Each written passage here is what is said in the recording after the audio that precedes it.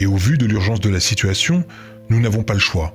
Mais je me dois avant tout d'exposer mon analyse. S'ils cherchent un responsable, dites-leur chaque jour, vous l'avez devant vous. Le seul responsable de cette affaire, c'est moi. Certains diront qu'Emmanuel Macron a été imprudent. C'est totalement faux. La hausse des taxes qui semble avoir sorti tout le monde de sa torpeur n'est ni une imprudence, ni une erreur. Le silence assourdissant dont il a également fait preuve concernant cette annonce et qui vous a poussé à fouler le pavé n'est pas non plus la preuve d'une gêne comme certains semblaient le penser. Sa popularité ne fait pas partie de l'équation.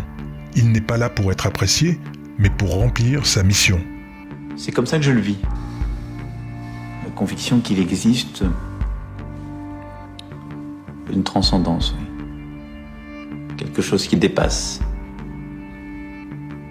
qui vous dépasse, qui vous a précédé et qui restera. Vous devez réaliser que le siège du président de la République française est vacant depuis des années. Il n'y a pas de président de la République en France. Le président de la République n'a plus de pouvoir, ou beaucoup moins de pouvoir, en tout cas qu'avant, mais que les Français, et lui-même aussi, croient qu'il a toujours les mêmes pouvoirs. Les privatisations, il n'y a plus de politique industrielle possible. La globalisation, le marché l'a emporté très largement.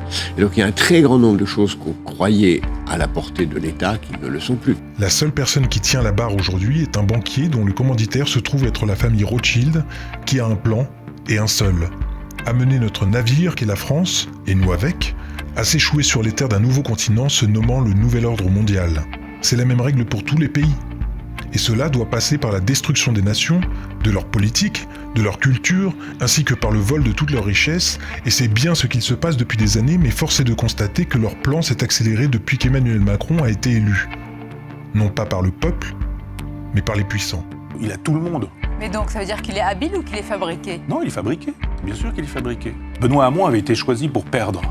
C'est intéressant cette idée choisie pour perdre. Les gens ont oublié qu'il y a eu un bourrage d'urne au Parti Socialiste. Ça n'a posé aucun problème. J'ai eu le privilège dans ma vie d'être en situation de mettre le pied à l'étrier à pas mal de jeunes. Je crois qu'Emmanuel Macron a tout à fait le talent pour être un présidentiable un jour. Un bourrage d'urne, pourquoi fait-on un bourrage d'urne au Parti Socialiste? C'est quand même étonnant ça. Non, il y a eu un bourrage d'urne, on a expliqué en 24 heures qu'on avait mal compté, qu'il a fallu recompter, etc. Mon œil, quand on bourre les urnes, c'est parce qu'on veut pousser un candidat. Pourquoi est-ce qu'on pousse un candidat en faisant de telle sorte qu'il puisse descendre tellement bas que ça ouvre la route à Macron, dont on découvre aujourd'hui... Ils nous écoutent un peu ce soir et se disent « Oh là là, Michel Onfray, il est un peu complotiste. » Je vous donne des faits. Lorsque vous entendez dire qu'il travaillait avant pour la banque Rothschild, ça n'est pas une information anecdotique que l'on peut placer sur son CV. Si Macron est au pouvoir aujourd'hui, considérez que toutes ses décisions sont la parole de ses maîtres. Sa mission n'a rien de politique, elle est idéologique. Il n'est pas là pour nous trouver des solutions puisqu'il a déjà une mission. Et si vous pensez que le dialogue est encore possible avec son gouvernement, vous manquez, volontairement ou non, de clairvoyance. Ce n'est pourtant pas faute de nous avoir prévenus.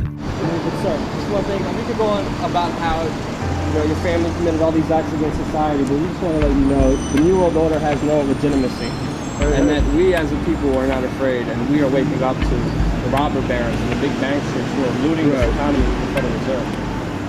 Well,